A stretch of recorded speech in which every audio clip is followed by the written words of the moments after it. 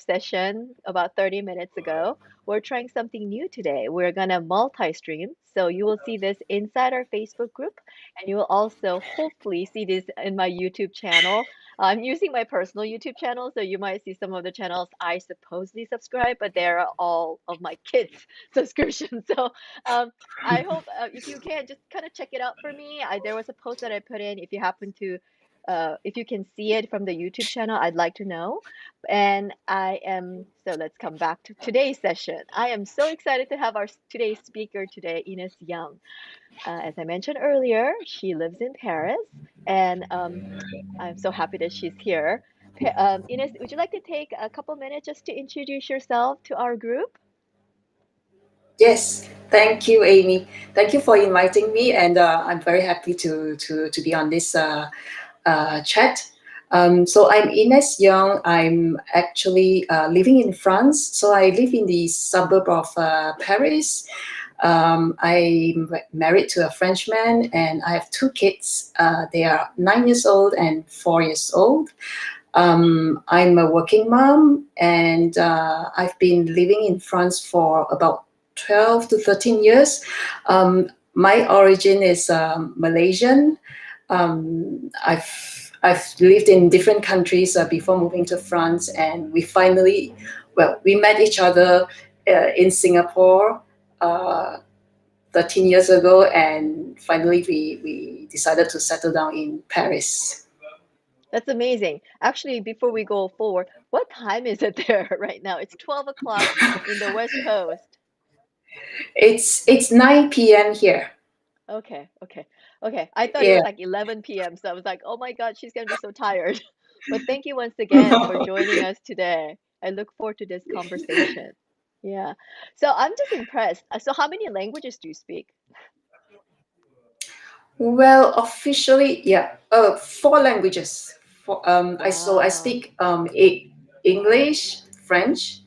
I also speak Malay because it's the national language of Malaysia, and I speak also Cantonese because my parents, or rather my grandparents, were originally from China, in the south of China, and we speak um, the same language as the Hong Kongers.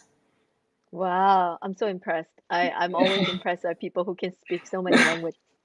Great, great.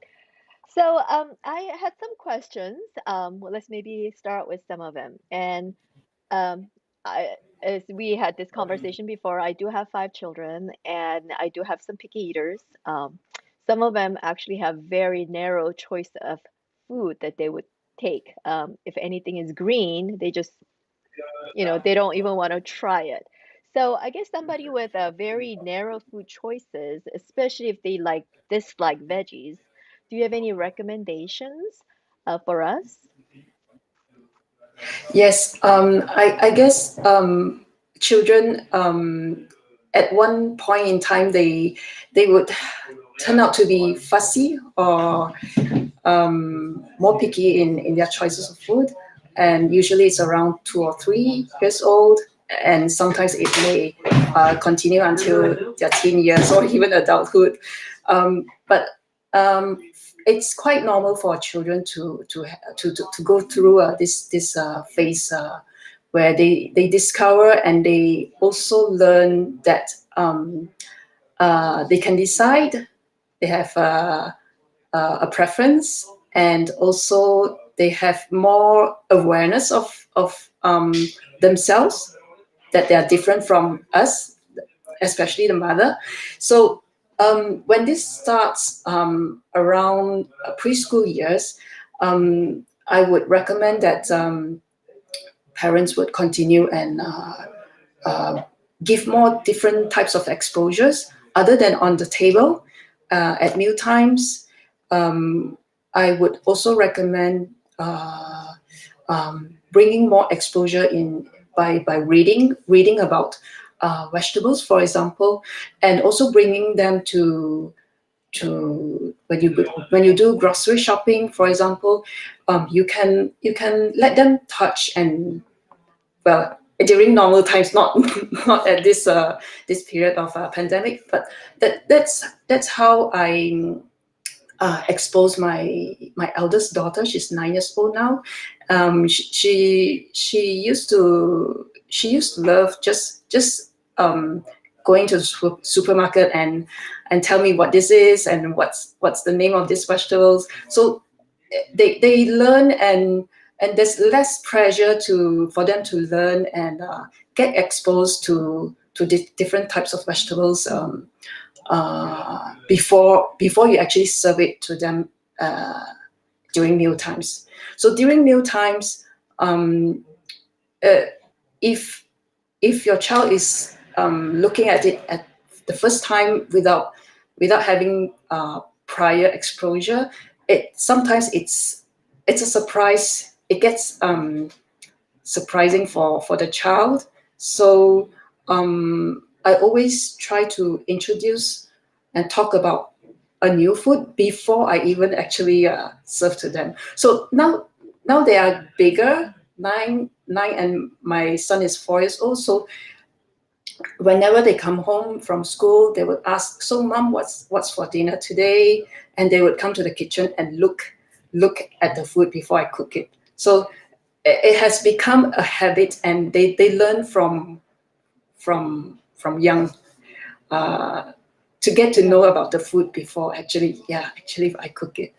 So yeah, so vegetables, it's especially vegetables, it's easy to introduce to them. It's colorful, it has different shapes. There's so much to do with vegetables. You can introduce sensorial learning. So it's touching, smell, visualizing, and finally it's tasting. So that's the last step to exposure. Oh, I like how you talked about using all five senses. I mean, that's the Yeah. best way of learning things using all the, all the senses that we have. And I like your recommendation of also using the book, because I do know there are a lot of children's board books that just introduces different type of vegetables. I know I've had one where they were teaching alphabet letters along with the vegetables. So there'll be 26 letters and each letter would have something that starts with a vegetable. So, just kind of grow familiarity. And I also like the fact that you get to know the vegetables. Like I remember when I was little, my mom used to take me to grocery shopping, and one of the things she would also teach me, besides telling me which one is which, helping me try to pick like good produce. She would look at an apple and she'd be like, make sure there's no like soft spots and make sure it's hard Yes. and fresh. And she said, pick pretty one like you. And that just like stuck with me when I was Yes. little. So, Yes. I realize that because I'm so busy, I don't do that as much. My kids don't have a connection between where the food comes and what the food looks like, or what the vegetable looks like in its innate state before that gets placed on the plate. So I like your recommendation of, teaching the kids, what they actually look like and what they smell like and Yeah. they taste like and so forth. Yeah. Yes, and it's also an opportunity for you to teach as the kid grows older. They can read. When they can read, you can also involve them in writing up the shopping list. So it encourages other skills like reading and writing, and also counting. And for the younger kids, when they work with their fingers, it encourages them to work with their motor skills. So it's all holistic learning for the kids. Sounds good. Do you have some recommendations like maybe age group, like preschool age group? What do you think kids can help out in the kitchen or lower elementary and upper elementary? Are there some tasks that you ask your children to do?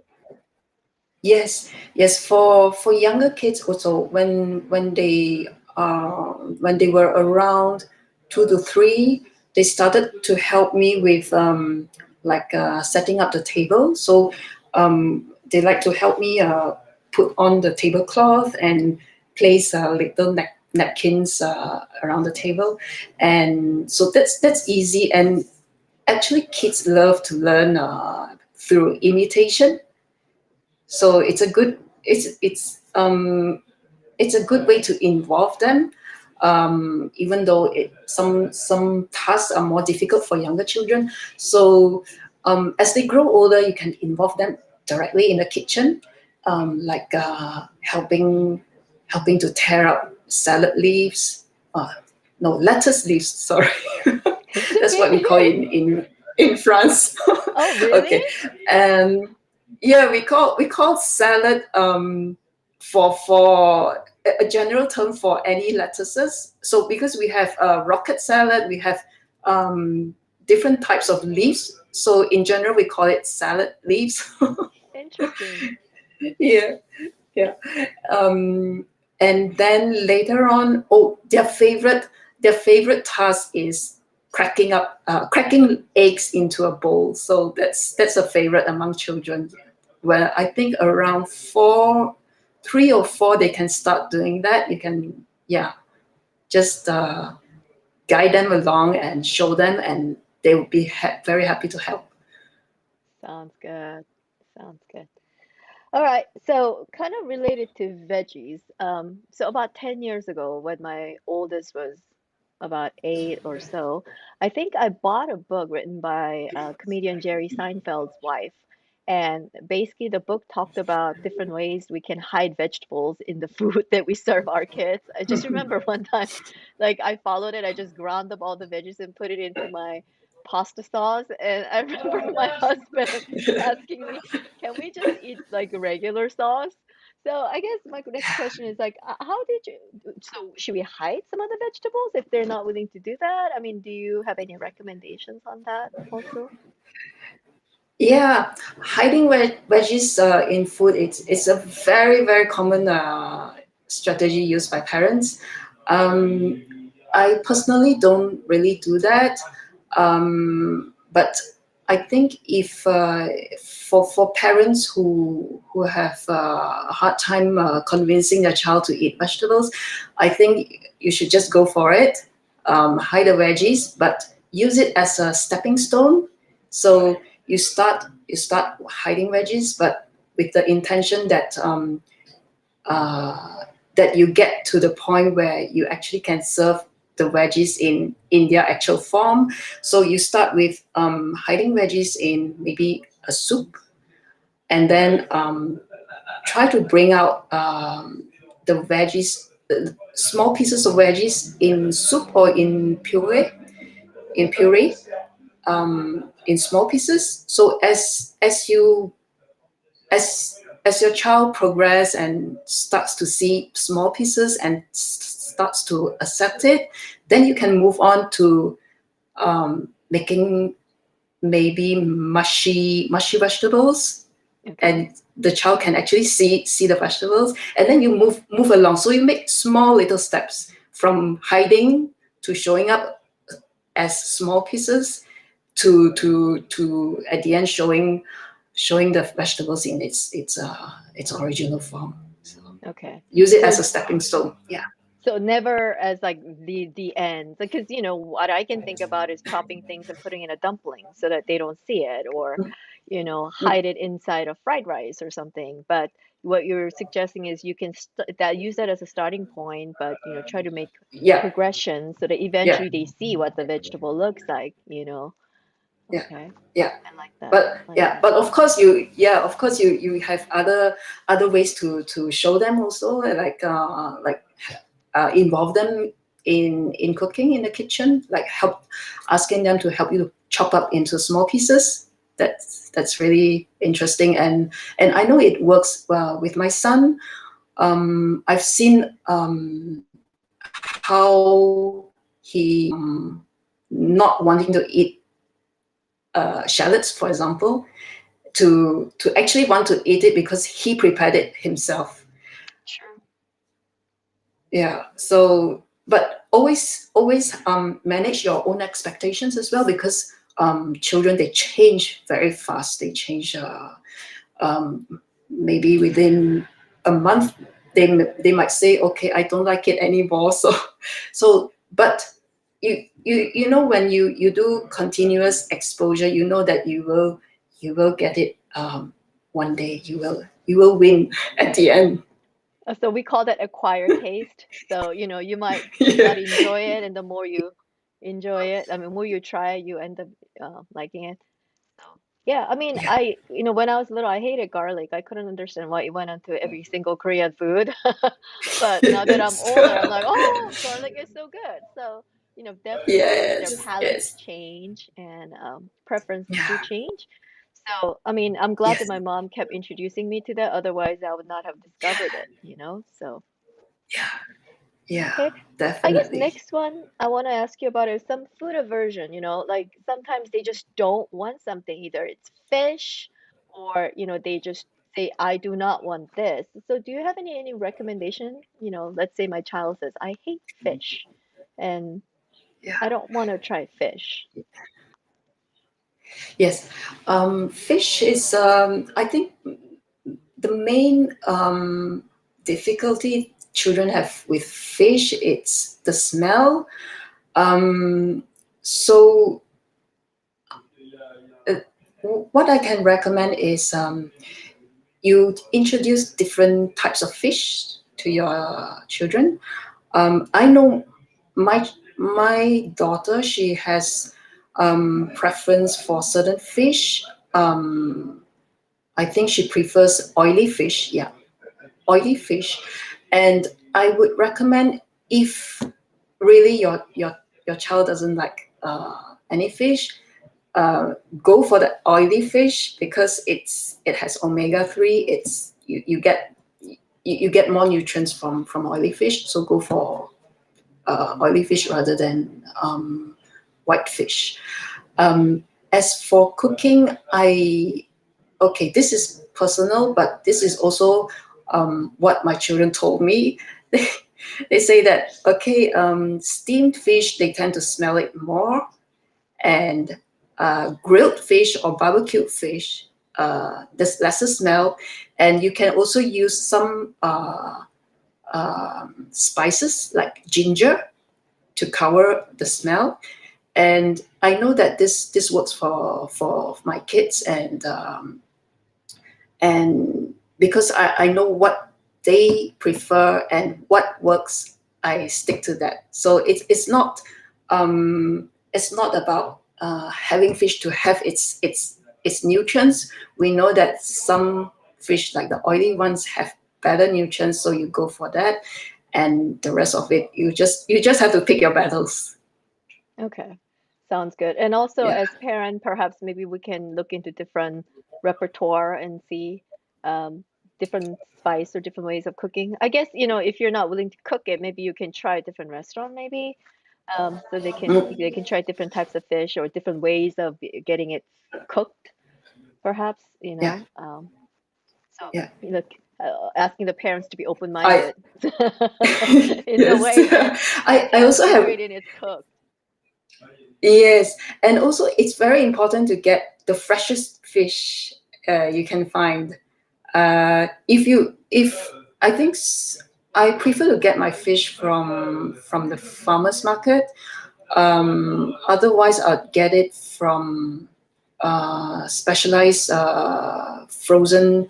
Uh, we have frozen supplies here, and they have really really good frozen fish. So always choose the freshest and best ingredients. It makes a big difference. That's true. Um, Here living in California, I don't think we have access to fish at the fresh farmers market, but I do know that there are some stores that specialize only in fish. That's where you can get like a sashimi grade fish for, Mm, sushi and stuff if you want to make it at home. So I guess that's something that we can always look into. I do know that fresh fish don't smell as bad as fish that's kind yeah, of a little bit older. So, and it just tastes so much yeah, better. So finding better ingredients. Okay. Yeah, and I also see that in farmers market too. I started going more often and vegetables and fruits taste better because they weren't sitting around in the truck for days, for months before they got to the grocery market. So, from the farm to the table, definitely there's more taste that you can Mm, enjoy. Yeah. So sounds good. When we yeah. connected over the digital world, I really appreciate and like the fact that I can talk to people from all over the world. Right now you're in Europe, I'm in America, and we can still connect and learn from each other. So when I found out about your background, I'd actually had a question. Um, so, and this is something similar to my background as well. I live in the States, but I was born and raised in Korea until I was 12. And, I was fortunate in a sense that I came here to the States with my family, including my grandmother, and live in a place where I can easily find ingredients for Korean food. So if I choose, I can still introduce, my culture and the food to my children. So, you born and raised in Malaysia and now living in France. Is it something that you do to make sure that you can introduce the food that you grew up, to your children in France? And how do you, I guess, modify if you need to, or how do you find the ingredients that you need? Yeah, definitely. I think food is part of culture, and my husband and I, we agree that we want to keep both cultures. It's more enriching for the children. They learn more. They are more open. I totally agree with that. And to keep food culture in our family, I try to cook Asian recipes whenever I can find the ingredients. We can get some from the center of Paris. Otherwise, I would order online. We have this option as well. Otherwise, I just improvise my recipe. So I Okay. can get I can get spices, dry ingredients.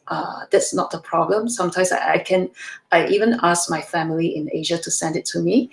Okay. It's the yeah, and it's the main things that I change are the fresh ingredients. Um, so instead of getting leafy vegetables to stir fry in a wok, I use I actually use lettuce to stir fry with garlic It tastes and pretty good? it's yeah and it works, so it's quite good. So it's surprising, but it's still leafy because um, it has this texture and crunchiness. So it works, and we keep the taste like garlicky and ginger taste. So kids, they are used to this. So when they go to Asia for holidays and we order leafy vegetables, they know it already. So it's not a surprise to them. The way we usually cook it in wok, um, it's only the vegetables that change. Okay. So yeah, it also allows me to be creative. So to work with local ingredients. Um, I think nowadays we can get more and more locally produced food like kimchi. We have French people actually preparing organic kimchi, and Oh, I order wow. from them. Yeah. Okay. Oh, wow. I know. I've seen in my lifetime, I've seen the kimchi has become more trendy and better known around the world than when I was younger, definitely. Because the, Yeah. probiotics, Yes. the benefits of the fermented Yes. food. Yeah. Exactly. Good. Exactly. So that's yeah. So it's good that people are more open to other foods, other culture, and it's a good thing because we recognize the benefits of fermented food. So there is a demand, and people are more health conscious, and so there's a demand, and and the producers, they are willing to make uh, these foods. Okay.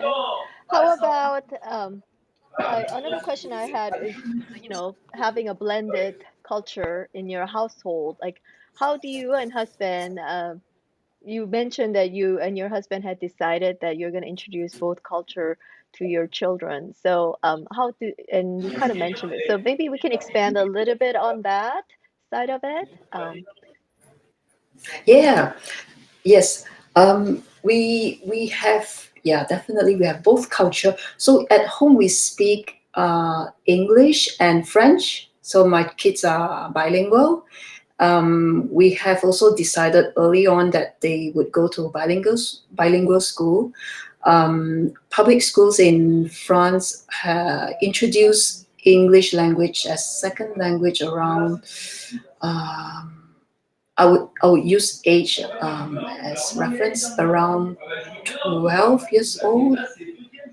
I so it's quite late for them to learn another language, and since we are we both speak English, so we decided that we should just give them this chance to have an international culture.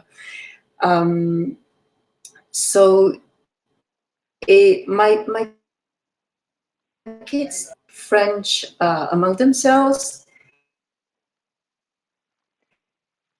I think there's a little bit of a and low. France culture. Yeah. Okay, I Oh think there was yeah. a Is little it better now? disruption. Yeah, it's better now. Yes. Okay. Yeah.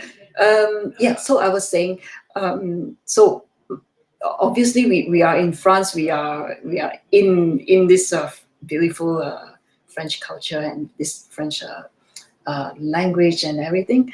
Uh, we are also trying to expose our children to little customs like celebrations that I used to have as a child in Malaysia. Um, we try to celebrate, for example, the Lunar New Year. Hmm. We just ended a few weeks ago. Right. We explain. I explained to them, okay, what it means, what we usually eat, what we usually do, and what we give as a gift during this festival. Um, uh, there's also a Lantern Festival around September, that period of time, and I actually ordered some lanterns from Asia so that they can continue to do things that I used to do in my childhood. Sounds good. Sounds good. For Yeah. those of you who are watching, I forgot to mention that if you do have any questions for Ines, you can put them in the comment section and I will try to get you the answer before today's session is over. I'm just monitoring the questions from my phone here. So feel free to type them up in the comment section. We can wait a little bit. And in the meantime, I always ask these two questions to our speakers. And one is if you have any books or resources or podcasts or websites that you can recommend to the people in this group that's going to help us with our picky eaters at home. Mm. I we were talking about books for younger kids to expose them to vegetables and food in general. I have this in mind, but I don't have the title. Is it okay if I send it to you and then you post it Sure. Sure, I in the can definitely do yeah, that. in the Facebook? Yeah, I think it's a really good book. I have another resource. It's called Eat See and Eat Organization. So it's a non-profit organization. See Like and Eat. C, like So like yeah, SEEANDEAT. and yeah, yeah, and Eat organization. They have uh, free ebooks on each vegetable, and so this organization came about after a research done by a university in the UK. They found that young children who are exposed to um, books, vegetables through books, actually are more receptive to accept new vegetables. So it's a good resource because they have one ebook for each vegetable, and there's the picture of the vegetables, and there are short phrases for parents to read to the children, like here, this is broccoli, what's inside when you open it, where it's grown, how it grows, and yeah, it's really well made and it's free. So I I really recommend that to parents who have younger children. You start with this, and it's fun, and any way you read to your children, so it's something that you can add on to your reading list. That's good because sometimes my kids ask me like, where does this grow? And I'll be like, I don't know. I Yeah, don't know whether it grows on the tree or whether it's a root vegetable or it yeah, grows on the shrub. Like, actually, some of it I might not yeah, know. So, even parents yeah. might learn something. Yes. And children, they love this kind of information. It's they are learning. They are so open, so have an open mind to absorb everything. So just take this opportunity to teach them about food. So another way you can teach is through growing. Oh, growing As vegetables and fruits in the growing garden. vegetables. I Yeah, see. growing vegetables in the garden. I know it's not accessible to everybody, but you can start with herbs. So like basil, Mm-hmm. chives. It's all very easy to grow. Either you can grow from seeds, or you get a small pot, and then you repot it in your planters, and let the kids take some responsibilities like watering, or sheltering. So it it's a playful learning activity. So you can try that as well. Sounds good. And it's springtime, so I actually do Yeah. seeds at the grocery stores. Um, and actually, yesterday I was at an Asian market and they had seeds for some of the Asian vegetables at the market. And I was like, oh, maybe another thing to add to my plate. But it'll be fun. It'll be fun. All right. Yeah. Sounds Yeah. good. Um, and I guess the second question I do ask our speaker is where can they find you if they want to follow you or get more information from you? Yes. You can follow me on Instagram. So it's Ines Nourish. So Ines Nourish, all in one word, on Instagram or on Facebook. I think you have tagged me on the page. Hmm. Yeah. So either, I think the easiest way is to direct message me, and I can respond to you quite quickly. If you have any questions, just don't hesitate, because we I'm available, and I enjoy talking to other parents, like how I found you. It's really interesting to talk across the Atlantic like this. It's yeah. Yes. And if you do follow my Instagram page and a Facebook page, My Parenting Guru, I have been tagging Ines's page on my story and on the post. So you can easily connect with her that way and send her a DM with follow-up questions. All right, sounds good. I know this, we've been trying to get together this way, and I Yeah. really, really appreciate your time. You are my first international guest for the Facebook group session. So it was so interesting hearing from your perspective and your very unique experience of, living in a different place where you weren't raised and you're in Europe and, our surrounding and your surrounding a little bit different. And it's just so much more enriching for us to hear from different perspective and know that people experience and see things differently so that we're not just stuck and have this tunnel vision. So it's been a learning experience for me, having this conversation with you. And I'm hoping that the people who are watching it live and people who will be watching this later on will feel the same way. So, do you have any last thing to add before we close the session today, Ines? Yeah, just one last thing. We parents, we help each other.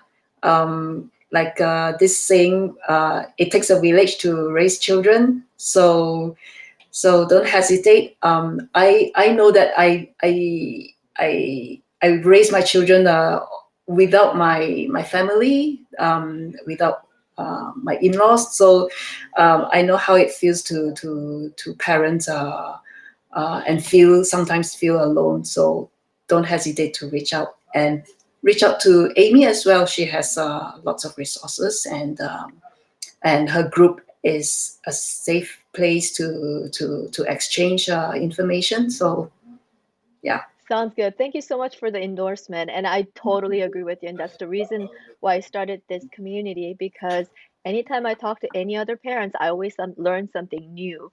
So, just why not have them all here and share information so we can learn from each other. So, thank you once yeah, again for Eunice. I look forward to continuing our conversation and helping each other raise our yeah, children so that they yeah. grow up having good habit, eating habit, and we set them up for success as they grow older. So thank you Yeah. once again and have a great Thank week. you. Bye, Thank you. everybody.